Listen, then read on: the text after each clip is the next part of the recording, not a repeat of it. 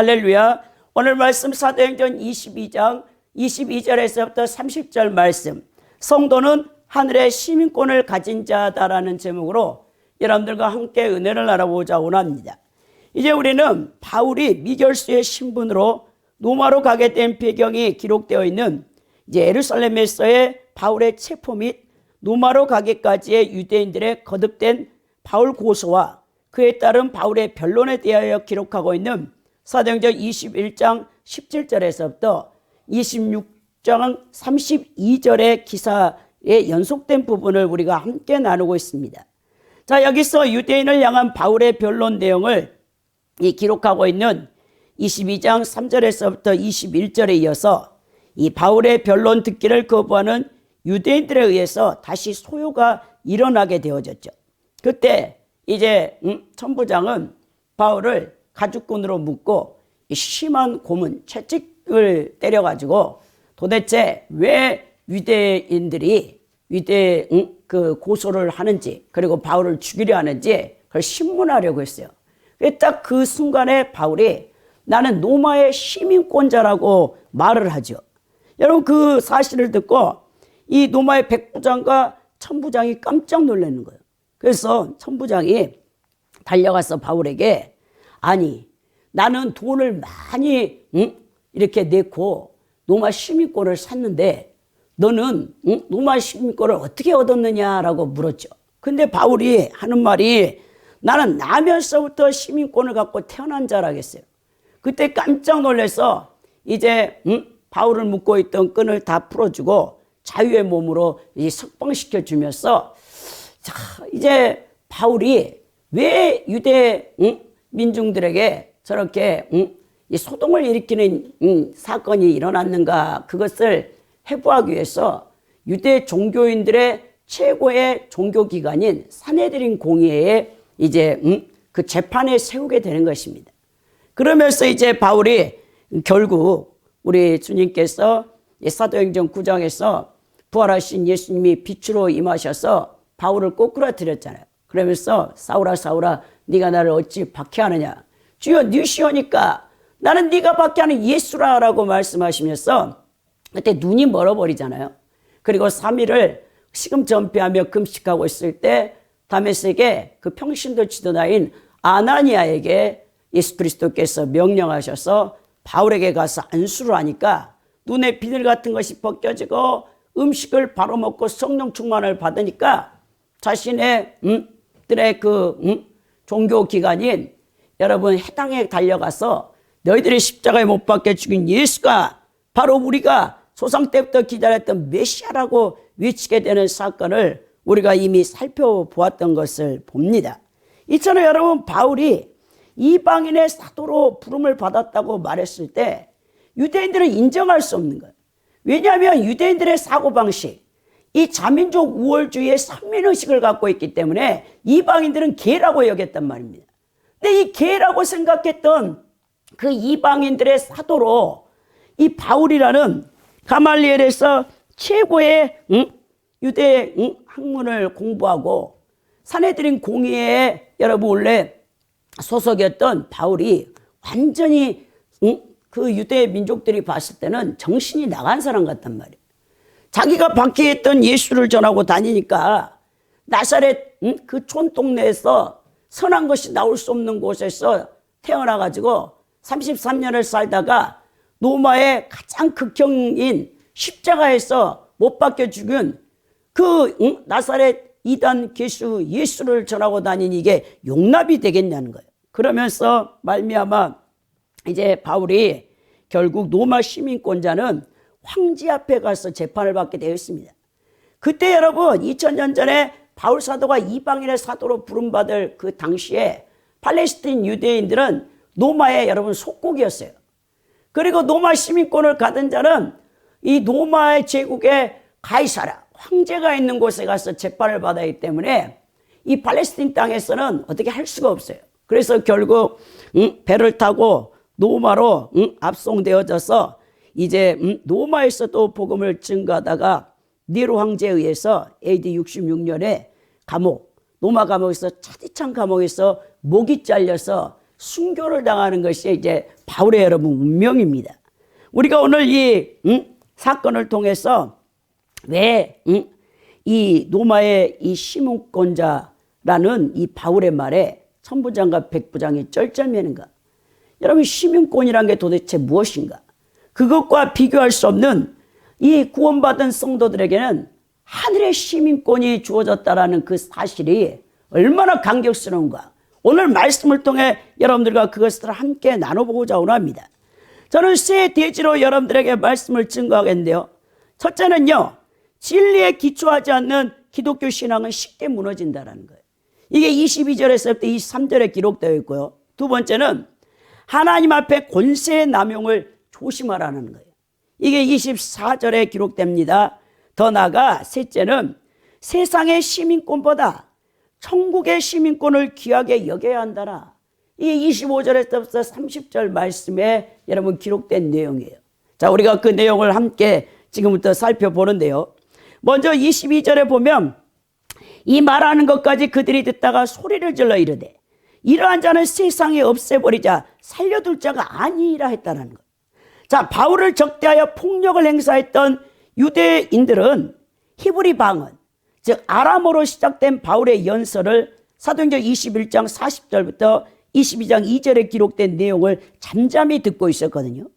자, 유대인들은 시종일관 그들이 즐겨 사용하는 어법이나 그들의 귀에 전혀 거슬리지 않는 어떤 그 표현도 자제하면서 행해지는 바울의 연설을 쭉 귀를 기울이고 있었어요.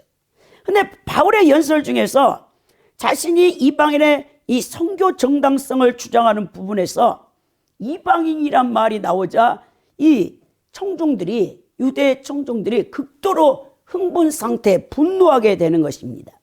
자, 유대인들의 분노는요, 이방인들을 부정한 자, 개 취급했기 때문에 이 독선적이고 교만한 유대 자민족 우월주의, 선민의식에 이 말미암아서 된 것이죠. 왜?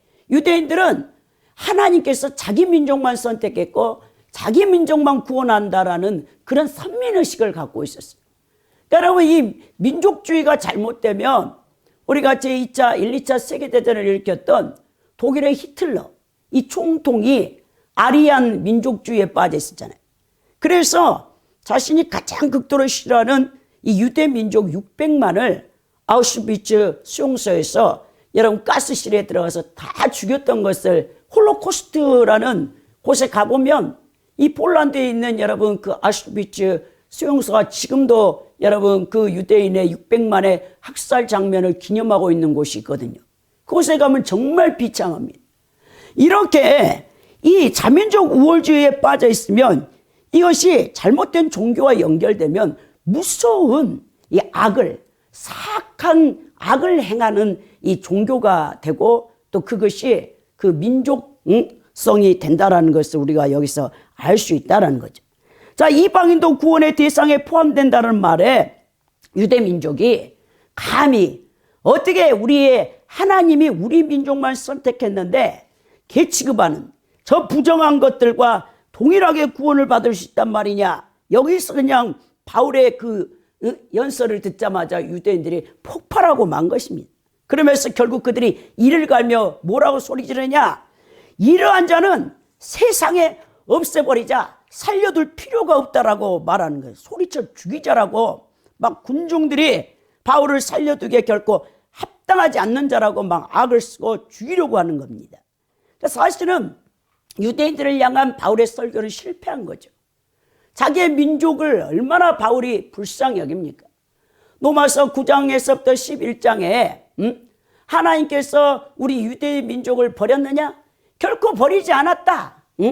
온 감람나무인 우리 유대 민족을 반드시 언젠가는 하나님께서 구원하실 것이다.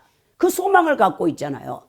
근데 너희들은 적부침 당한 이방인들, 이 적부침 당한 감람나무인데 너희들이 하물며 온 감람나무도 하나님께서 버리시는데 적부침 받은 너희 이방인들의 기독교인 감람나무도 하나님 앞에 범죄하면 너희도 버림을 받을 수 있다라고 바울 사도가 이방인들로 이 로마인들로 구성된 로마 교회에다가 그 서신을 보냈던 것을 우리가 볼 수 있는데요. 여러분, 그래서 우리의 성도들이 가장 중요한 것은 뭐냐? 성도는 매사에 듣다가의 신앙생활을 조심해야 된다는 거예요. 이 가장 이 바울의 이 연설, 설교의 하이라이트 부분이거든요. 유대 청중들은 지금 자신들의 인생에서 가장 중요한 결단의 시간에 소리를 지르며 예수 그리스도, 곧 메시아를 거부하고 말았다는 거예요. 우리말에는 가다가 중단하면 안이감만 못하다라는 말이 있어요. 잠언서에서도 잠언서 18장 13절에 사연을 듣기 전에 대답하는 자는 미련하여 욕을 당한다고 했어요. 여러분, 세상 법정에서 판사가 재판을 이제 판결을 내릴 때 피고와 원고를 대변하는 검사와 변호사의 질의를 다 들어보고 또 참고 증인까지 여러 증인을 세워서 이 원죄와 피고의 이 누구 말이 옳은가를 다 들어보고 결국 여러 번의 재판을 통해서 판사가 최고형을 결정하는 것을 볼 수 있죠. 자, 그것이 참인지 거짓인지는 끝까지 들어보아야 바른 판단의 근거에서 결정할 수 있기 때문에 그렇습니다. 여러분, 사람들이 망하는 가장 큰 원인이 뭐냐면요, 자의든 타의든 끝까지 다른 사람의 의견이나 충고나 권면을 듣지 않기 때문에 망하는 거예요. 그리고 자기 고집과 아집과 편견에 사로잡혀 잘못된 판단을 하여 잘못된 길을 끝까지 가는 자들이 결국 망하게 됩니다. 여러분, 우리 기독교 신앙생활도 마찬가지라는 거예요. 우리가 교회에 처음 나와서 목사님으로부터 설교를 들을 때 무슨 말인지 몰라요. 왜? 전혀 비기독교인, 그리스도인은 세상 용어와 우리 교회 안에 쓰는 용어가 너무 달라요. 저도 처음에 교회에 딱 왔을 때 형제 자매라는 그 얘기를 들었을 때 막 좀 거부감이 들더라고요. 형제 자매면 한 부모의 혈통으로 육으로 나와서 맺어진 혈족 관계인데, 아니 교회 안에 딱 와보니까 다 형제님 자매님 이렇게 얘기하니까 제가 그때 한 고상병에 걸려 있었거든요. 엄청 제가 고상했어요. 지금 제가 이렇게 10년 동안 우리 하나님께서 저를 훈련해가지고 완전히 와일드하게 되어졌는데, 이제는요 정말 제가 낯가림도 심하고 사람을 별로 좋아하지 않았다고 했잖아요. 독선적이었습니다. 굉장히 저는요 이 우월의식이 강했어요. 어릴 때부터, 학교 다닐 때부터. 그래가지고 사람을 별로 좋아하지 않았고 그렇게 했는데, 교회만 왔을 때 형제요 자매하고 반갑게 하니까 굉장히 거부감이 느끼더라고. 그리고 막 하나님을 막 주님 이렇게 해야 되는데 막 당신, 복음성가에서 당신은 막 이런 말이 나오니까 너무 또 그것도 거슬리더라고. 그 존칭이 마음에 안 들었어요. 하나님은 하나님, 예수님은 예수님, 꼭 이렇게 존칭어를 쓰지. 막 복음성가에서 뭐 아까도 우리가 사명이라는 복음성가를 불렀을 때 뭐 당신 이런 표현을 쓰잖아요. 그런 용어가 너무 싫었었어요. 그런 것처럼 여러분, 기독교 용어는 세상 용어와는 너무 다릅니다. 근데 우리가 이렇게 신앙생활을 딱 하는데 교회 몇 번 나와보고 별거 없는 것 같아. 여러분, 교회, 그리고 여러분 교회 다니는 성도들을 박해하는 사람들의 특징이 뭐냐면요, 과거에 다 교회를 다녔어요. 근데 이 사람들이 뭔가 상처를 받았든지 교회에 마음이 안 들었어. 그리고 이제 교회를 안 나온단 말이에요. 그럼 이 사람들은 이 교회를 박해하는 자가 돼요. 안티크리스탄이 되는 거죠. 그래서 여러분, 우리가요 교회 몇 번 나오다가 이거 아닌 것 같아 그만두는 것이 굉장히 위험한 이유가 거기 있습니다. 여러분, 쉽게 자신이 하는 일에 실증을 내는 사람들이요, 이와 마찬가지로 신앙생활에 있어서도 교회 몇 번 나오고 몇 번 예배 참석해보고 좀 뭐 할 것 같다가 그 신앙을 마치는 경우가 있거든요. 여러분, 듣다가 듣지 아니하면 처음부터 듣지 아니함보다 못하다라고 그랬죠.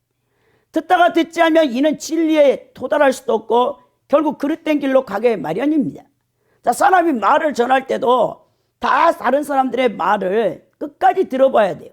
특히 한국말은 끝까지 듣지 아니하면 여러분 엉뚱한 말을 하게 돼 있어요. 그러므로 사랑하는 성도 여러분, 여러분들이 교회에 발을 디딘 순간 하나님의 말씀에 순종하기로 결단했다면 끝까지 죽을 때까지 여러분 교회를 떠나지 말고 하나님 앞에 예배 드리는 여러분들이 삶을 살다 가야 된다는 거예요. 여러분, 그래서 기독교의 신앙생활은 방학이라는 게 없어요. 방학하는 순간 여러분들은 아무런 믿음이 없어요. 왕년에 아무리 성령 충만하고 각 은사를 다 받았다 해도 여러분들이요, 한 달만 교회 안 나오잖아요. 여러분, 내가 예전에 예수를 믿은 사람인가, 예수를 믿지 않는 사람인가를 몰라요. 완전히 악한 사탄의 세력에 잠식되어져서 사실 평생 교회 안 다니는 사람, 비그리스도인보다 더 악해질 수가 있어요. 교회 다니다가 성령 충만하다가 가지가지 은사를 다 채매는데 하나님 은혜도 아는데 이런 자가 교회를 떠나면요, 그리고 예배 나오지 않죠, 하나님을 버리죠, 이 사람은요 완전히 악인이 될 가능성이 너무나 많다는 것을 여러분 기억하시고, 여러분들이 한번 예수님을 믿고 따라가기로 결단했다면 내 인생이 이 땅에서 끝날 때까지 자로나 우로나 치우치 말고, 비가 오나 눈이 오나 여러분들은 매 주일마다 교회에 나와서 예배에 참석하고 신앙생활을 끝까지 해야 된다는 겁니다. 예를 들어서요, 농부가 가수나무를 심어 놓아요. 우리 시골에 제가 우리 친정 아버님이 배가수원을 하고 계시잖아요. 오랜 동안 40년 넘게.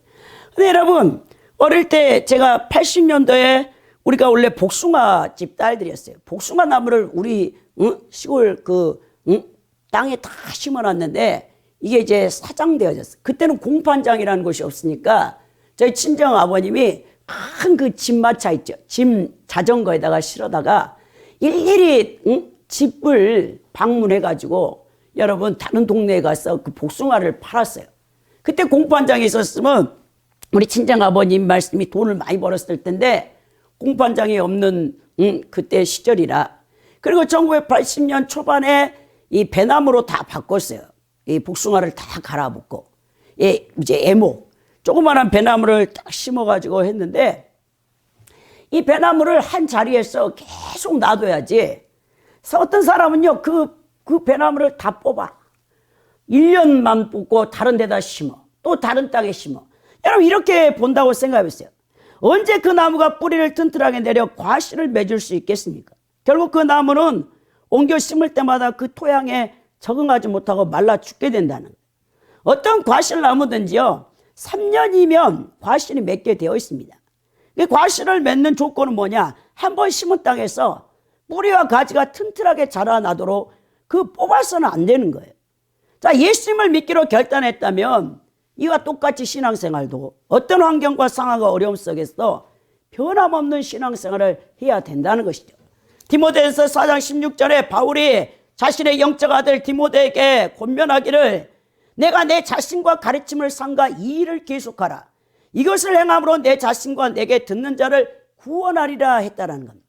자, 그때 이제 바울의 그 설교를 듣고 흥분했던 이 유대 자신의 동족들이 23절에 보니까 막 떠들며 옷을 먼저 던지고 티끌을 막 공중에 날리면서 이방인의 사도로 부름받았다는 사실, 그 이방인들도 우리가 동일하게 구원받을 수 있다는 것을 듣고는 막 흥분해가지고 격한 반응을 보이는 것입니다.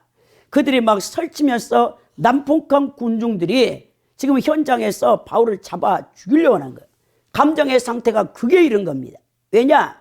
그들은 교만하고 왜곡된 선민의식에 사로잡혀 유대인들이 바울이 이방인이라는 단어를 사용하자 신경질적인 반응을 보인 거예요. 그리고 특히 내가 너를 이방인에게로 보내리라 했다라고, 너희들이 십자가에 못 박혀 죽인 예수가 메시아인데 그 메시아가 나를 이방인의 사도로 콜링했다라는 그 말을 들으니까 더 흥분해가지고, 감히 이것은 신성모독죄라는 거죠. 그래서 여러분 이렇게 흥분을 한 겁니다. 오늘 여러분 22절 23절처럼 우리가요, 진리에 기반하지 않는 신앙일수록 쉽게 격동하고 무너진다는 거예요. 여러분, 우리는 기독교의 신앙은요, 감정의 신앙이 아니에요. 물론 성령께서 여러분들이 감정을 터치하세요. 처음에 우리가 기독교를 체험의 종교라고 하잖아요. 내가 이런 암병에 걸렸는데 하나님 한 번에 나를 암을 고쳤어. 그럼 어떻게 부인을 하겠습니까? 내가 만난 하나님은 치유 하나님인데. 그래서 내가 이제 계속 간증을 통해서 내가 이 암병에 걸렸는데 하나님이 고쳐주셨습니다 하고 간증하겠죠. 그러면서 이제 처음에 우리 하나님께서 이 우리 지성이 움직이는 건 쉽지 않아요. 이 지성이, 이 알미라는 이 지식이 예수 그리스도에 대해서 성경에 66권에 이 기록된 하나님의 경전이거든, 경전. 이 66권의 성경 말씀은 기독교의 경전이라고 하는데, 이 1600년 동안 40명의 이 저자를 통해서 삼위일체 하나님, 성부, 성자, 성령 하나님이 어떠한 분인가를 계시해 주었죠. 이 성경에는 이 창세기부터 시작해서 이 세상을 누가 만들었는가? 태초 하나님이 천지를 창조하셨다. 하나님이 만들었다. 그러면 이 세상은 누구 것이냐? 하나님의 것이다. 그러면 인간의 근본 목적, 인간도 누가 만들었냐? 하나님이 만들었다. 그러면 인간이 이 땅의 인생 가운데 살아서 해야 할 일이 무엇인가? 그 방향성과 목적이 무엇인가? 분명히 가르쳐 준다는 거죠. 하나님의 영광을 위해 살다 가야 된다. 왜? 인간과 이 우주 만물 모든 자연이 하나님 것이 소유야. 하나님이 소유란 말입니다. 여러분들 집 등기가 있잖아요. 여러분 이름으로 등기소에 가서 이 집을 매매하면 여러분 등기부 등록에 자신의 이름이 기록되어 있어야 그게 자기 거라고 소유권을 주장할 수 있는 거 아닙니까? 그렇다면 이 세상은 하나님 것이란 말이에요. 자, 하나님이 창조하신 하나님이 심판도 하나님이 하시는 거예요. 이 피조물의 인간이 왜 하나님이 이 땅을 심판해야 됩니까? 그 묻는 자체가 여러분 잘못된 거죠. 교만해가지고. 이 아담의 원죄, 우리의 인류의 죄상 아담의 죄가 유전되어 있는 인간은 사탄의 속성을 갖고 있어. 마귀적인 속성을. 교만해. 그래가지고 항상 하나님 앞에 대적을 해. 하나님 무슨 말을 해도 순종을 안 해. 자기가 하나님 노릇하기 때문에. 자기 인생의 주도권을 여전히 예수를 믿는다고 교회 와서 예배드리면서도 자기가 주도권을 쥐고 있어요. 자기 인생에 여러분 이 주인됨을 내려놓는다는 게 쉽지는 않습니다. 근데 여러분 수십 년 예수님 믿고 교회를 다니면서도 여전히 자기가 자기의 인생의 주도권을 갖고 자기가 주인 노릇해. 그러니까 하나님과 상관없는 삶을 살다 간단 말입니다. 여러분 우리가 사형리에 딱 보면 의자가 딱 있어요. 내 마음에 의자가 딱 있는데 거기에 누가 앉아 있습니까? 라고 묻는 질문이 있거든요. 이 사형리의 첫 번째 그 묻는 거예요. 마지막에. 자, 그 보좌에 나의 영혼의 자세에 누가 앉아 있죠? 여러분 자신이 앉아 있다면 여전히 여러분의 인생의 주인은 여러분이에요. 여러분이 하나님 노릇하고 있는 거죠. 내 인생을 내 멋대로 사는 거죠. 근데 그 사형리에 딱 보면 그 마음의 자소의 의자에 나는 땅에 내려와 꿇어 엎드려 있고 그 의자에 십자가가 딱 올려져 있어요.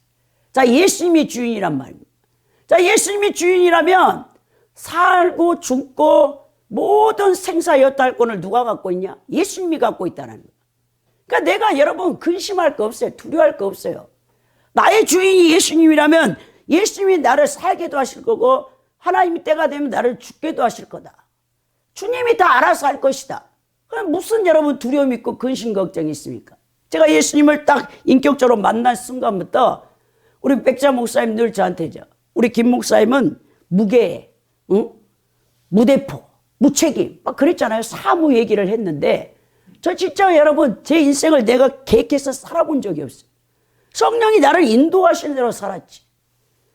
예수님 딱 내 구주로 영접하고 예수님이 나의 인생의 주인이고 내 인생의 주도권을 예수님 앞에 넘기니까 예수님이 나의 심령의 왕이 되셨어요. 그 나를 통치하셨어요. 그리고 주님이 인도하신 거죠. 그래서 나는 계획할 필요가 없다. 기도하면은 주님께서 깨우쳐 주셔. 뭘 어떻게 해야 된다.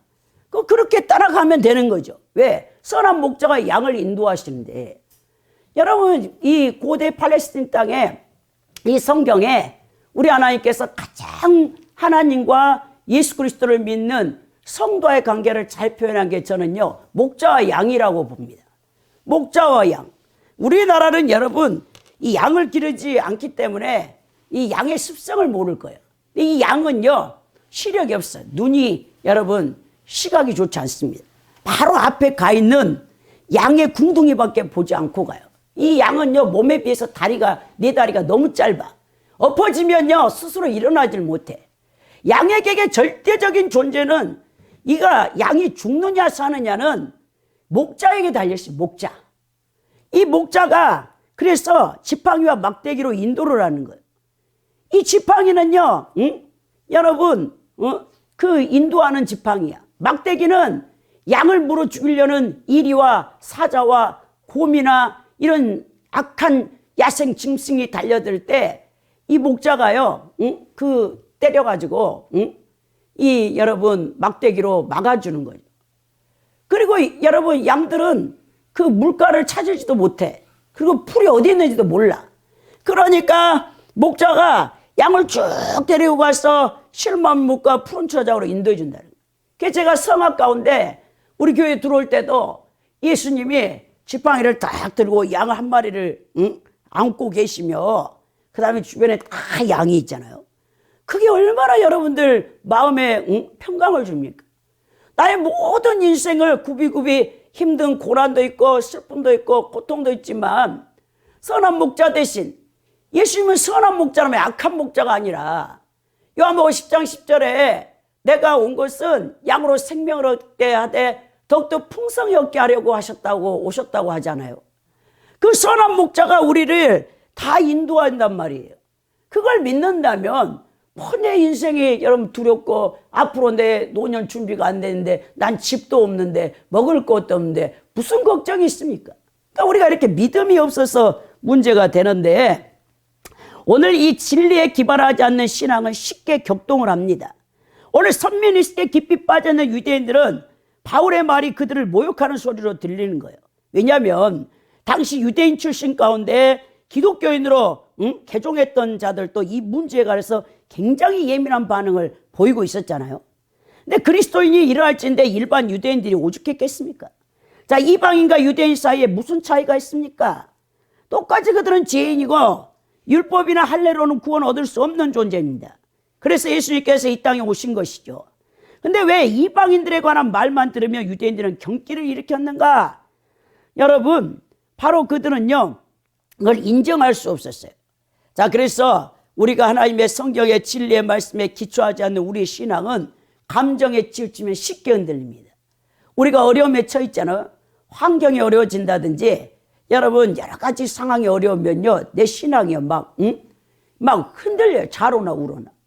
근데 진짜요 예수님을 생각해 보고 예수님의 성호 여호와 이레 준비하시는 하나님, 나의 모든 것을 예비하신 하나님, 여호와 라파 나를 치유하신 하나님, 여호와 샴마 거기 계신다. 임마누엘 나와 함께하고 계신다. 그 예수님이 그 성호가 있잖아요. 여호와 샬롬 평강을 주시는 하나님, 여호와 리시 승리를 주시는 하나님, 여러분 여호와 로이 나의 목자 되신 하나님, 여호와 치드케누 나의 의가 되신 하나님. 그 성호만을 기억하고 여러분들이 힘들고 어려울 때 또 내가 감당할 수 없는 문제를 만났을 때 기도하면서 그것을 쭉 묵상해 보면 그래서 진리의 말씀에 기초 있는 신앙은 쉽게 흔들리지 않아요. 여러분 기독교는 감정적인 신앙이 아닙니다. 여러분 말씀에 의지한 신앙으로 여러분들이 어떠한 일이 있어도 마음에 흔들림이 없는 평강을 받아야 되는데요. 제가 예수님을 딱 영접한 다음에 25살에 부활절에 세례받고 그 다음부터는요 근심 걱정이 없더라고요. 지금 이 나이 때까지요 제가 거의 30년 지났는데 평강의 평강. 그냥 어떤 일이 있어도 불안, 초조, 두려움 이런 건 아예 없어요. 여러분 하나님의 생명에서 평강이 이렇게 나왔고 진리의 말씀 가운데 제 신앙이 있기 때문에 두려움이 없다는 거죠. 여러분들이 이런 신앙생활을 해야 된다는 것이죠. 두 번째 보면 하나님 앞에서 권세 남용을 조심해야 된다. 오늘 천부장의 얘기를 통해 알 수 있는데 24절에 보면 천부장이 바울을 영내로 데려가라 명하고 그들이 무슨 일로 그에 대하여 떠드는지 알고자 하여 채찍질하여 신문을 하라고 명령하고 있는 거예요. 여기서 천부장은 글라디오 루시아라고 사도행전 23장 26절에 기록된 이 천부장인데, 자 바울이 자기 유대 동족에게 이 연설을 했는데 무슨 말인지 알아듣지 못했어요. 왜냐? 이 천부장은 이 누시오는 여러분 이 헬라 말을 하는 사람이에요. 근데 지금 바울은 히브리어 아람어로 자기 동족에게 얘기를 했기 때문에 무슨 말인지 모르는데 막 그들이 흥분하니까 막 소요를 일으키니까 안 되겠다. 빨리 저들과 분리시켜서 이 유대 죄인을 영내로 데리고 가서 가죽끈으로 묶어가지고 무슨 일로 이렇게 유대 민족들이 흥분을 하는지 채찍해서 신문을 내야 되겠다고 그 명령을 내린 것입니다. 그러니까 여러분, 이 권세자가 하나님 앞에서 권세의 원하명을 조심해야 되는데요. 사실 이 노마가 10황제가 10명의 황제가 초대 기독교를 얼마나 박해했냐. 300년을 박해했어요. 300년. 여러분, 노마는요 다신교 사상이에요. 이 제우스, 여러분 우리가 그리스 로마 신화에 보면 이 헬라의 최고의 신 제우스야. 제우스가 다 신들을 만들어줘요. 뭐 바다의 신 포세이돈, 미의 여신 비너스 이렇게 해가지고 다 인간을 빗대어서 이 신을, 아름다움의 신 아프로디테가 비너스잖아요. 그렇게 해서 다 이제 만들고 사랑이 뭐신 큐피트 해가지고 그렇게 해서 다신교 숭배를 하는 이 노마가 여러분 예수 그리스도 이 종교 기독교를 얼마나 박해했냐. 300년 동안 박해했다는 거예요. 그래서 그들은 여러분들이 기독교 유적지에 갔는지 모르겠지만 지하 무덤에서 살다가 죽어간 사람이 너무나 많아. 거기에 보니까 여러분 그 콜로세움 원형 경기장에 여러분 짐승을 풀어놔. 노마의 원로들이 그 이제 오락이 뭐냐면 이 일주일 동안 사자를 굶겨요. 그리고는 기독교인들을 그 콜로세움 원형 경기장에 풀어놓으면 그리고 사자를 놔줘봐요. 사자들이요 여러분 아주 그 굶주려 있다가 사람을 잡아먹는데 갈갈이 다 찢는 거예요. 그걸 보고 막 노마의 원로원들이 황제와 황후가 있는 곳에서 막 소리를 지르면서 기뻐했단 말이에요. 그런 악한 일을 노마가 했는데 이 기독교가 여러분 정말 그 지하 묘에서 어떤 아이들 유아뼈를 보니까 다 곱추가 돼 있어요. 여러분 밖에 나오지 못하니까 여러분 그 허리뼈 척추가 비타민 D가 생성이 안 되잖아요. 태양을 보지 않았기 때문에. 그런 뼈가 얼마나 많이 나왔습니까? 300년 동안 그런 박해를 받았는데 이 교회와 국가 관계를 다룰 때 가장 우리가 이 노마의 황제 가운데 313년에 기독교를 노마의 국교로 공인했던 콘스탄티누스 황제를 우리가 이게 기억해야 되는데 이 사람이 뭘 주장하냐? 왕권 신수설을 냈었어요. 왕권 신수설이라는 것은 세상에 이 통치권을 갖고 있는 황제가 하나님이 다스리는 권세를 주었다라는 것입니다. 그래서 이 콘스탄티누스 황제가 자신을 13번째 사도로 칭했어요. 그가 이제 노마를 지배할 때 황제가 되었을 때 사도교회를 만들어서 예수님 12제자가 다 숨겨 있잖아요. 그 시체를 다 찾아다가 묘를 만들었어. 그리고 자기가 한 가운데 13번째 사도로 자기 묘를 그 12사도들 예수님 12제자와 함께 같이 묻어놓은 곳이 바로 여러분 이 콘스탄티누스 황제입니다. 자, 이 콘스탄티누스가 330년에 비잔티움으로 이 콘스타노플로 수도를 천도해요. 그리고 노마 제국이 워낙 거대하니까 동로마 제국과 서로마 제국으로 가른 다음에 황제는 2명, 그 밑에 부황제 2명, 그 4명의 황제 체제로 노마를 유지시켰어요. 자, 이 콘스탄티누스가 막센티우스하고 전쟁을 하는데 꿈에 깃발이 탁 나왔어. 근데 그 깃발이 뭐냐면 여러분 예수 그리스도라는 이 깃발이야. 원래 어머니가 기독교로 개종했어요. 헬레나가 콘스탄티누스 황제 어머니가 신실한 이 기독교인이 되면서 자기 아들에게 그 꿈 얘기를 하니까 이번 전쟁에 네가 이기는데 예수 그리스도가 너를 이기게 할 것이다. 그래서 너도 이제 이 기독교로 개종을 해서 이 우리 로마 국교를 기독교로 국교로 삼아야 된다라고 어머니의 조언을 받고 진짜 전쟁에 나갔는데 승리하게 된 것이죠. 그래서 그때부터 이제 이 콘스탄티누스 황제는 왕권 신수설의 의식을 가지고 기독교 교회사에서 중요한 에큐메니칼 7 공의회가 있었잖아요. 기독론, 또 성부 성자 성령 삼위일체론, 325년에 니케아 종교회의, 여러분 81년에 니케아 콘스탄티노플 공의회, 성부 성자 성령이 동일 본질이라는 호모우시우스 이 선언, 그 아리우스주의자를 이단으로 축출했죠. 그 모든 것들을 이제 로마 황제가 소집을 합니다. 이단들이 발생했을 때. 그 역할을 누가 하냐? 로마 황제가 하는 거죠. 콘스탄티누스 황제부터. 이렇게 여러분 이 국가와 국가의 권력과 교회의 권력이 하나가 되면서 서유럽의 교회가 여러분 1000년을 이어지는 것을 보죠. 나중에는 이제 교황이 세상의 모든 황제를 여러분 세웠다가 폐위시키는 그런 이 고난을 갖게 되는데, 오늘 이 천부장이 바울의 죄를 정하지도 않고 채찍부터 들도록 명령한 사건을 통해서 권세자가 이 남용을 오용한 것이죠. 여러분 물론 유대 폭동을 일으키던 선동가들로부터 바울의 목숨을 보존하기 위해서 영문화로 격리하는 것은 굉장히 잘한 일이었습니다. 사실 권력은요 바로 이러한 일을 위해서 있는데, 세상의 질서와 공의를 세우는 것이 권세자의 직무입니다. 그래서 우리는 권세자를 높이 존경하는 것이 마땅하다라고 로마서 13장 1절에 바울은 분명히 말하고 있어요. 각 사람은 위에 있는 권세들에게 복종하라. 권세는 하나님으로부터 나지 않음이 없나니 모든 권세는 다 하나님께서 정하신 바라.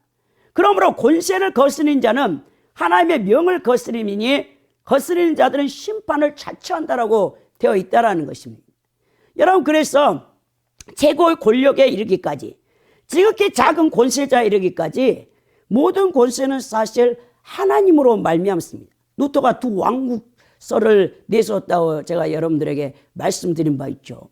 여러분 세상 질서는 세상의 황제를 통해서, 교회는 교회 이제 영적 지도자를 통해서 하나님께서 두 기관 다 하나님이 다스리는 이 곳이 바로 국가와 여러분 교회입니다. 그 관계를 우리가 분명히 알고 있어야 되는데, 근데 문제는 이 권세를 받은 자에게 문제가 있다는 거예요. 권세자가 자신에게 주어진 하나님으로부터 왔다는 이 권세를 이 명심하고 있어야 된다는 거예요. 그런데 그들이 그 높은 권력에 올라가면 무소불위의 권력을 휘둘러요. 근세초의 서구에서 절대 군주국가, 제국주의가 성행했던 이 무렵에 군주들이 다 자신들의 권력이 신으로부터 왔다는 왕권 신수설을 내세워 잔인하고 아주 포악을 저질렀던 것이 세계사나 기독교 사회에 다 기록되어 있습니다. 그러나 모든 권세가 하나님으로부터 왔다는 사실은 그가 무소불위의 권력을 휘둘러도 된다는 것이 아니에요. 오히려 그와 반대입니다. 세상 권세는 다 굴림이에요. 사람을 노예 삼고 지배해, 소유욕과 지배욕으로. 그런데 우리 크리스찬들의 하나님 주신 이 권세는요 섬김이에요. 하나님 나라와 세상 나라는 다릅니다. 모든 권세는 하나님 뜻에 맞게 사용되어져야 된다는 거예요. 이것을 가장 잘 보여주는 것이 이스라엘 백성들이 가지고 있던 왕의 율법입니다. 신명기 17장 14절에서 17절에 기록되어 있을 때 왕의 율법은요 절대 군주에 속하는 왕일지라도 하나님 앞에서만은 절대 순복해 한다는 것을 보여주죠. 자, 그렇게 하지 아니할 때 어떤 왕이라 할지라도 하나님은 그것을 폐합니다. 우리가 남유다의 우시아 왕도 제사장의 고난을 침범하다가 이 제사장만 여러분 성소에 들어가서 분향할 수 있는데, 여러분 이 이스라엘 구약의 이스라엘 민족은 왕권이 또 하나님을 섬기는 제사장, 하나님 말씀을 받아 선포하는 선지자, 이 세 직분이 기름 부음이 다 달랐어요. 역할이 다 다릅니다. 왕은요 반드시 선지자가 하나님 앞에 받은 말씀을 제사장이 그것을 율법서에 다 기록해서 왕에게 그것을 등사해서 줘요. 그럼 왕은 그대로 하나님의 백성 통치자, 하나님의 위임 고난을 갖고 있는 왕은 그 말씀대로 다스려야 돼요. 그렇게 하지 아니할 때 우리 하나님의 진노를 이르게 되는데, 우시아가 제사장의 고난을 침범해 올권에서 분향하려다가 이마에 문둥병이 발해버려. 여러분 옛날 고대의 문둥병은요 하늘에서 내린 병이에요. 고침 못 받았습니다. 나병이라 하잖아요. 그래서 그가 자기의 왕권에서 물러나 별궁에 갇혔어요. 그리고 그 아들이 대신해서 섭정하고 우시아는 죽을 때까지 별궁에 갇힌 채로 겨우 목숨만을 의지했던 것을 우리가 볼 수 있는데요. 지금도 얼마나 많은 세상의 권세자들이 뒤끝이 좋지 않는 상황에서 권좌에 물러나는지 여러분 다 알 수 있을 것입니다. 오죽하면 곤불 10년이란 고사성어가 있겠습니까? 아무리 높은 자리에 권세를 갖고 이 하늘에 날아가는 새도 떨어뜨린다 해도 10년을 못 가요. 그 권세는. 이러한 권력의 속성을 알았다면 높은 권세 자리에 있을 때 함부로 그 권세를 사용하여 돈을 탐하고 멋대로 권력을 휘둘릴 수 있겠습니까? 특별히 공직에 있거나 높은 자리에 있는 사람들은 조심하지 않으면 안 됩니다. 권세를 사용할 때 그것이 하나님 뜻에 합당한지를 먼저 살펴보아야 돼요. 하나님을 모르는 비그리스도인이 할지라도 각 나라마다 헌법이 있습니다. 헌법 밑에 다 정치인도 있는 거예요. 나라의 법과 자신의 양심이 합당한 일인가를 살피고 권력을 사용할 줄 알아야 된다는 거예요. 대한민국은 지금 무법천지입니다. 사법권이 있는 자들이 제대로 법을 통해 나라의 질서와 공의를 제대로 잡지 않고 있기 때문에 그래요. 우리 대한민국은 1948년 7월 17일 재헌국회의장 이승만 대통령을 통해서 여러분 200명이 국회의원으로 선출되어져서 하나님과 언약을 맺고 이 민족이 시작된 이 대한민국입니다. 상권이 분립되어 있어요. 자유민주주의 체제로 여러분 자유시장 경제로 이 대한민국이 건국되어졌단 말입니다. 상권 분립이라는 것은 한 곳의 권력이 여러분 밀집되면 안 된다. 서로 견제를 해야 된단 말입니다. 그래서 여러분들이 학교 다닐 때 사회 시간에 사회 때 공부 때 다 배웠을 텐데 행정부와 사법부, 입법부가 각각 권력을 견제하여 제대로 국민을 선거하는 체제인데 지금 상권 분립이 엉망인 거예요. 법을 제정하는 국회의원들로부터 악인들이 너무 많은 것입니다. 이 300명의 국회의원 4월 10일에 우리가 또 국민투표를 통해서 4년 동안 나라를 법을 제정할 이 국회의원들을 뽑는 날인데요. 불법과 불의를 행하고도 법의 심판을 받지 않기 위해서 국회의원 자신들이 방탄용으로 법을 제정하고 있기 때문에 문제라는 거예요.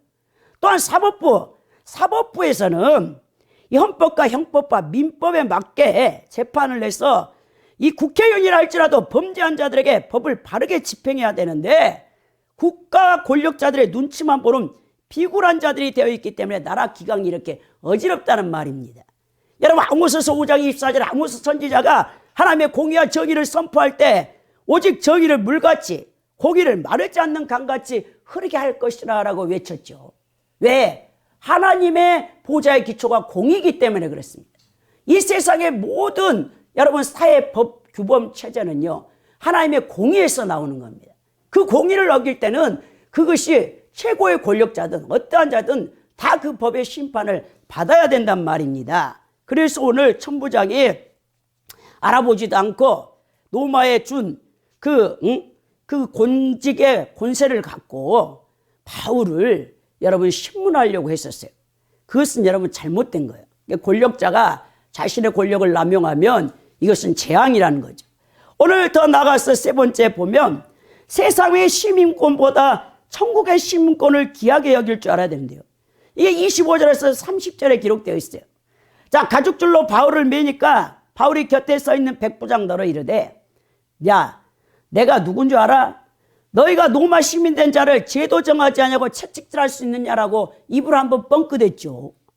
자, 여러 명의 로마 군인들이 바울을 채찍하기에 좋게 손을 뒤로 딱 뻗게 해서 가죽줄로 묶고 있었어요. 근데 그때 바울이 하는 말이 여러분 내가 로마 시민권을 가진 자라고 딱 말하니까 깜짝 놀라는 것입니다. 이 로마 시민권이요 얼마나 대단하냐면요. 이 가이사 황제 아우스 칙령에 의해서 확정이 되어졌는데 그 시대 이후에 발레리안과 포르시안법에 의하여 더욱 엄격하게 규정된 로마의 형법에 의하면 로마 시민의 소송이 있어서 고소가 우선 법정에 상정돼야 됩니다. 법정에서의 엄격한 심의를 통하여 범죄가 확정된 후에 비로소 형벌을 가할 수 있다고 명시되어 있어요. 자, 일단 정식으로 고소가 상정되면 로마 행정관과 고문단 앞에서 공청회를 가져야 됩니다. 따라서 재판에 의해 범죄 사실이 입증되고 형이 확정되기 전에는 로마 시민에 대한 채찍을 위법이고 이 법을 어길 때 이 채찍을 강한 경우에 처벌을 받을 수밖에 없습니다. 더 나아가서 줄리아법에 의해서 로마 시민들의 경우 일단 유죄 판정을 받았다 하더라도 아직 황제가 이 다 판결 가운데 죄인이라고 판정이 되지 않았을 때 여러분 그 범법자로 만약 형벌을 가하게 되면 그 사람이 처형을 당하게 되는 거예요. 그러니까 바울은 로마 시민권을 가진 자로서 이러한 로마법에 대해서 너무나 잘 알고 있었어요. 그런데 그때 그가 하는 말이 딱 하는 거예요. 자, 내가 지금 로마 시민권을 갖고 있는데 너희들이 나를 재판하지도 않고 이렇게 채찍으로 때리려고 하니까 그 사실을 밝히니까 깜짝 놀라 그 백부장이 천부장에 달려가서 26절에 보면 어찌하면 좋느냐. 아까 그 유대인들에게 죽임을 당하려 했던 그 사람이 로마 시민권자라고 말하면서 막 헐레벌 때까지 천부장에게 아뢰니까 27절에 천부장이 달려와서 바울에게 하는 말이 내가 로마 시민이냐? 내게 말하라 라고 이제 말하는 거예요. 깜짝 놀래가지고 이 백부장의 보고에 놀란 천부장이 바울에게 달려와서 과연 로마 사람인지 여부를 확인했다는 거예요. 그 얼마나 놀랐는지 피해자가 원래 천부장에게 와야 함에도 불구하고 천부장이 바울에게로 직접 달려간 사실을 통해서 알 수 있겠죠. 자, 천부장이 가서 다급하게 바울에게 내가 로마 시민이라고 묻는 겁니다.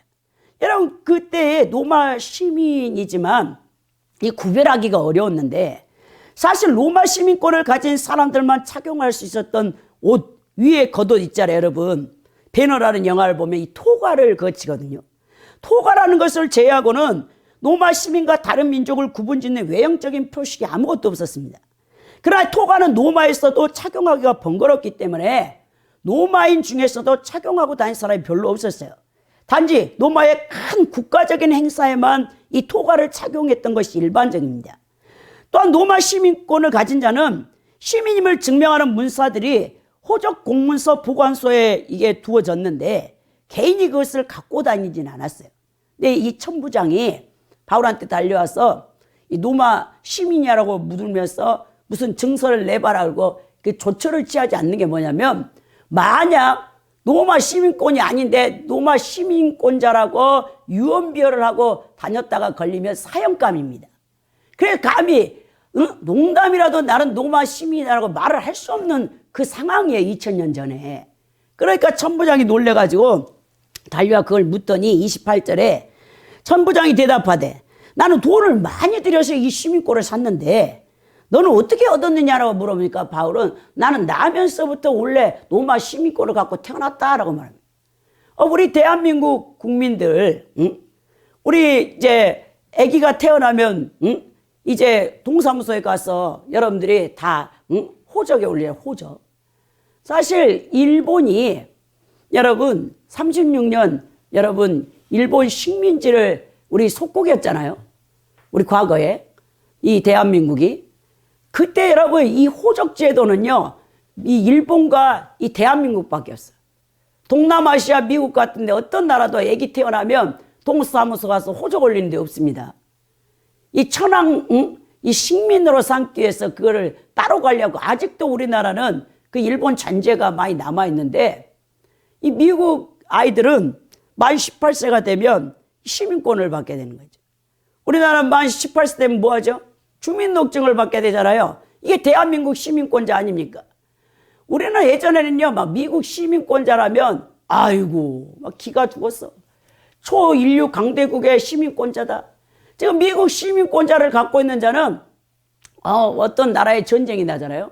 가장 먼저 미국 대통령 바이든이 거기다가, 이 공문을 보내가지고 자기 미국인들을 바로 빼내요. 왜? 이 국가 권력이 최고니까 전 세계에서. 우리 대한민국도 물론 뭐 소말리아에 내전이 일어났다는데 아프리카 내전이 일어나면 우리도 이제 뭐 이집트 같은데 이런 내전이 일어나면 이 뭐 항공기를 편을 보내가지고 이렇게 데리고 나오기도 하지만 아직은 우리 이 대한민국 시민권을 가지고 전 세계에서 미국처럼 그렇게 강한 이 고난을 갖고 있지는 않는 것 같아요.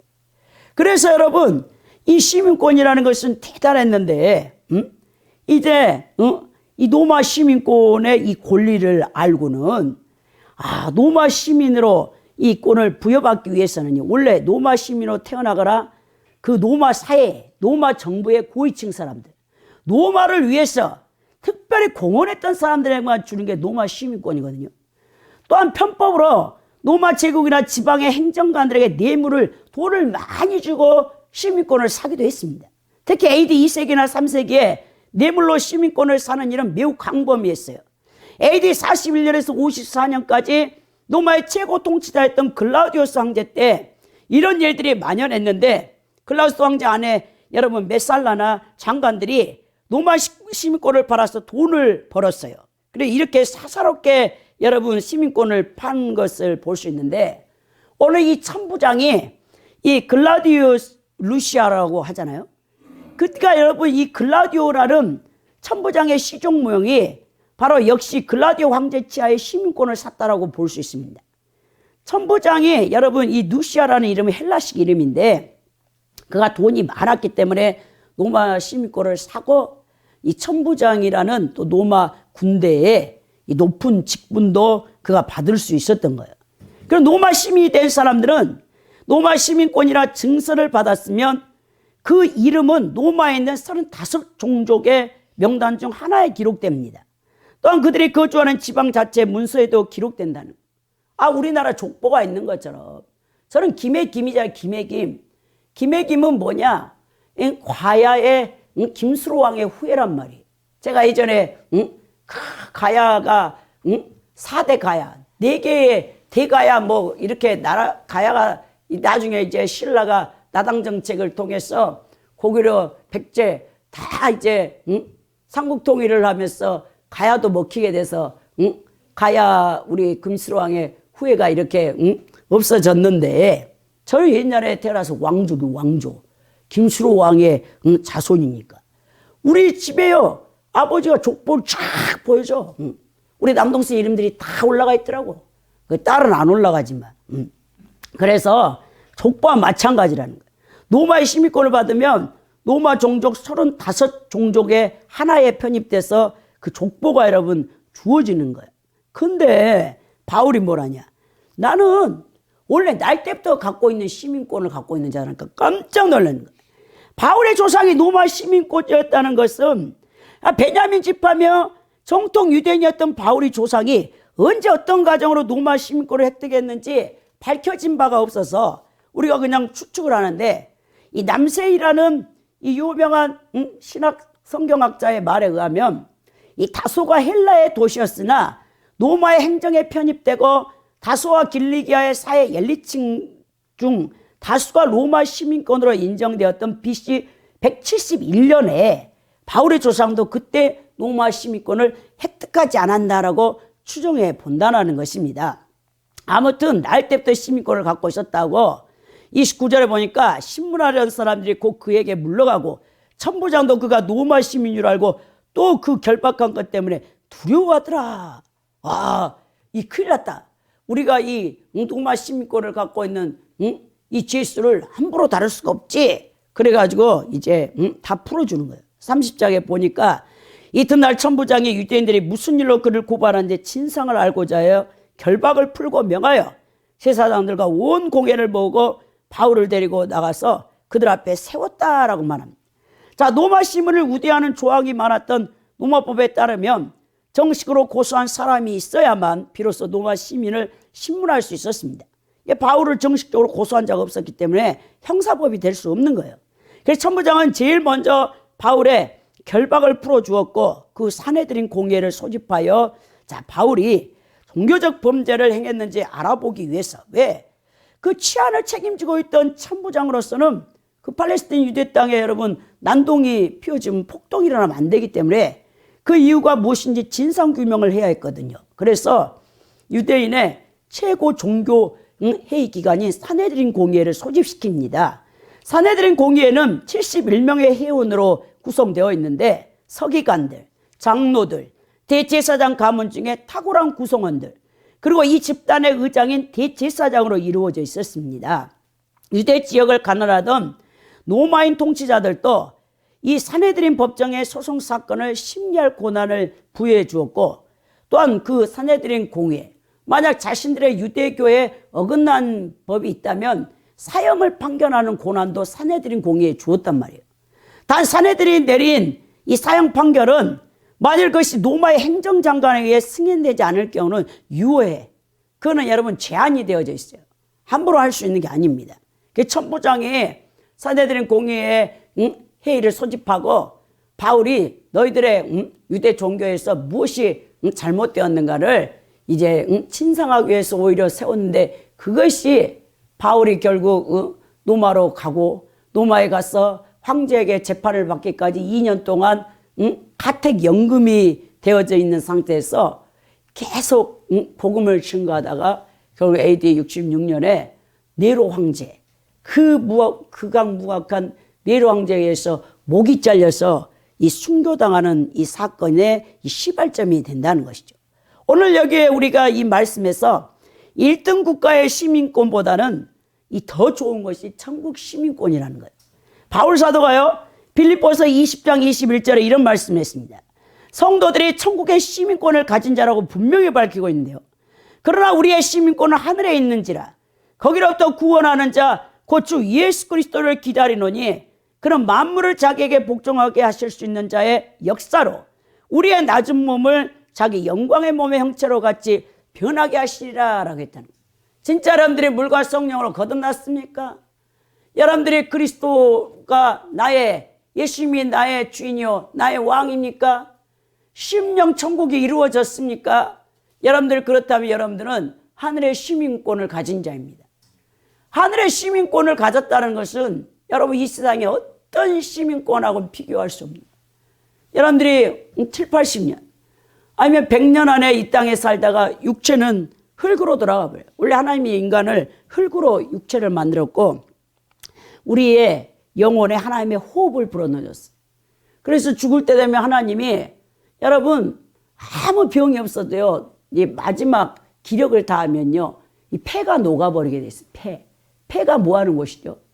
우리의 날숨, 여러분 들숨을 다 주관하는 것이죠.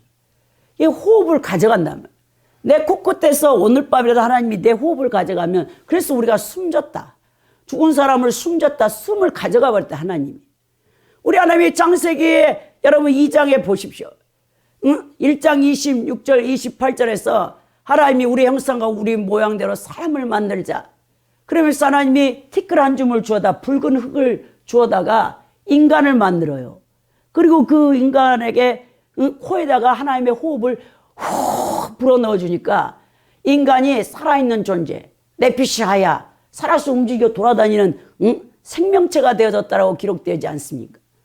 이 우리의 여러분 이 인간의 생명이 유한합니다. 죄로 말미암아 인간은 죽습니다. 이 죽는 인간의 호흡을 하나님이 가져갔어요. 로마서의 11장에 보면 만물이 주께서 나와 주께로 돌아간다. 왜? 하나님이 모든 만물의 소유권을 갖고 있다 했죠. 이 세상 사람들 예수를 믿든 안 믿든 그 모든 사람의 주인은 하나님이세요. 예수 그리스도입니다. 그래서 우리가 믿든 안 믿든 죽으면 바로 어떻게 되냐? 우리가 예수를 잘 믿는 사람은 천사들이 우리를 존귀하게 영혼을 데리고 와 그리스도의 심판대 앞에 세웁니다. 그리고 선악간에 우리가 행한 모든 것들이 천국의 행위록에 다 기록되어 있어요. 파노라마 같이 다 지나갑니다. 스크린으로 영화 장면이 탁탁탁 갔던 것처럼 어머니 모태에서 조성되어 태어나서 이 땅에 내가 80년을 살았으면 80년 동안에 살았던 모든 하나님 앞에 선을 행한 것, 악을 행한 것이 다 지나갑니다. 근데 우리가 회개한 것은 다 예수님 피로 지어져서 흰눈보다 더이고 양털보다 깨끗하게 한 번도 죄를 지으지 않는 것처럼 깨끗해요. 그 생명록에 그 이름이 김필자라 이름이 세자가 딱 기록돼서 거기서 반짝반짝 빛이 나는 거예요. 천국 확정을 해주세요. 그러면 천사들이 이 세마포스로 싹 갈아입혀 보면 사람이요, 저의 가장 아름다운 모습, 20대의 그 아름다운 모습으로 변화돼 버립니다. 만약 내가 예수를 안 믿고 죄 있는 상태에서 죽게 되면 내 육체와 영체가 딱 분리될 때 옆에 마귀가, 악한 영이 지옥에서 딱 와서 내 영을 질질 끌고 가. 그것도 그리스도의 심판대 앞에 갖다 놔. 때 예수님이 행위록을 따보니까 제사함 받은 게 아무것도 없어. 예수님 피로써 제사함을 받아야 되는데, 여러분들이 죄 지은 게 생각나나 내 양심에 거슬린 거 있다 그러면 주여 이런 죄를 지었나이다 용서해 주옵소서, 예수님 피로 씻어 주옵소서. 그럼 그 죄가 깨끗하게 지워지는데 그 회개를 안 하는 죄는 다 그대로 남아있어. 그 다 보니까 생명책에 내 이름도 없어. 그러면 어떻게 되냐? 예수님이 딱 확정을 하는데 지옥 딱 가면 마귀들이 순식간에 끌고 유황불못이 타고 있는 지옥으로 내 던져버려요. 영벌을 받게 돼. 영벌. 우리 예수 그리스도를 믿고 제사함 받는 자는 영생을 받을 것이고, 그리고 천국이라는 기업, 나의 시민권, 천국에 있는 시민권자가 될 것이고, 내가 예수 믿지 않고 내 멋대로 마귀를 쫓아 종노릇하며 죄짓고 내 마음대로 산 자는 지옥에 들어가면 다시는 못 나옵니다. 영원한 형벌이에요. 구더기도 죽지 않는 곳에서 영원토록 형벌을 받는 형벌을. 여러분, 이 세상에 태어난 인간 가운데 지옥만은 안 가야 돼요. 그래서 김상호 장로님이 그랬잖아요. 빌어먹더라도 지옥만은 가지 않아야 된다. 그 얘기가 그렇게 나온 겁니다. 여러분, 얼마나 영의 세계가 현실적인데요. 이 세상보다 더 현실적인 곳이 천국과 지옥이 있다는 사실을 잊어서는 안 된다는 겁니다. 여러분, 천국 시민권자로서 예수 그리스도의 이름의 권세한 능력으로 우리는 각색 병든 자를 고치고 귀신을 제압하고 복음을 전파하는데 자신의 생명을 드리는데 조금도 아까워하지 않아야 된다는 거예요. 성경에서 천국 시민된 성도들을 가리켜 모두 뭐라고 했죠? 베드로전서 2장 9절에 보면, 그러나 너희는 택하신 족속이요 왕같은 제사장들이요 거룩한 나라요 그의 세우된 백성이니, 소유가 된 백성이니, 이는 너를 어두운 데서 불러내어 그의 기암 빛에 들어가게 하시니 아름다움을 선포하게 하려 하심이라 라고 말했다는 것입니다. 여러분, 천국 시민된 성도들에게 예수님이 마태복음 28장 18절에서부터 20절에 세상 끝날까지 내가 너와 항상 함께한다라고 말씀하셨어요. 우리 성도들이 성경에 제시된 확고한 천국 시민권을 소유하고 이 세상을 사랑한다면 사망의 음침한 골짜기를 지나가도 여러분은 두렵지 않을 것입니다. 여러분, 그러나 이 천국 시민권은 돈 주고 살 수 있는 게 아니에요. 여러분, 오늘 천부장 누시조는 돈을 많이 주고 노마 시민권을 샀다고 했잖아요. 지금도 미국 시민권은 돈 주고 살 수 있어요. 그러나 이 천국 시민권은 여러분 절대 돈 주고 살 수 없어요. 물론 중세 천년 타락한 중세 교회, 이 로마 가톨릭 교회는 면죄부를 판매해서 여러분 돈 주고 죄를 면해 준다라고 거짓으로 속였죠. 여러분, 이 면죄부는 천국 가는 게 아닙니다. 여러분, 로마 가톨릭 중세 신학에는요 연옥이 있어요. 연옥. 푸르가토리움이라고 해서 이 연옥이 뭐냐? 정화의 장소입니다. 누구나 여러분 천국 갈 수 없어요. 반드시 연옥 장소를 거쳐. 이건 지옥도 아니고 천국도 아니고 중간지대라는 거예요. 이게 잘못된 교리인데요. 그래가지고 로마 가톨릭 교회 천주교가 많은 이 면죄부를 싼 값에, 우리나라 돈을 2만 원 주고 그걸 팔아요. 아, 내 죄가 너무 많은 것 같아. 응? 이 면죄부라는 건 뭐냐? 죄를 면해준다는 거예요. 예를 들어서 내가 연옥에서 100년을 살아야 정화가 되어져. 그래서 천국에 올라갈 수 있는 거예요. 근데 면죄부를 돈 주고 사잖아요.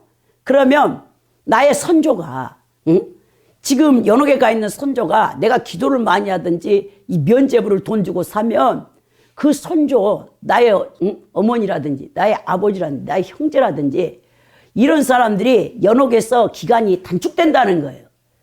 100년이 있어야 돼. 그 정화가 될 기간이 50년이면 끝나고 10년 더 많은 면죄부를 살수록 어떤 사람은 5년 만에 정화를 거쳐서 바로 천국 간다. 이게 면죄부인데요. 그게 있을 수 없는 것입니다. 여러분, 천국은 돈으로 갈 수 있는 것이 절대 아니에요. 이 세상에 여러분 돈 많은 사람이 천국 간다면 우리나라의 최고의 갑부, 재벌, 세계 최고 갑부들이 가겠죠. 근데 돈으로도 못 가요. 미모로도 가지 못해요. 학벌로도 못 가요. 어떻게 가?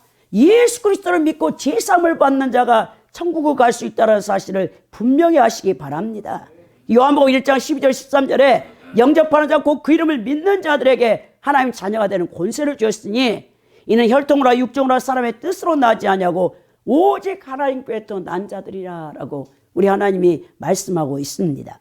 그러면서 고린도후서 5장 1절에 바울은 만일 땅에 있는 우리 장막집이 무너지면 우리 육체 이 몸을 말하는 거예요.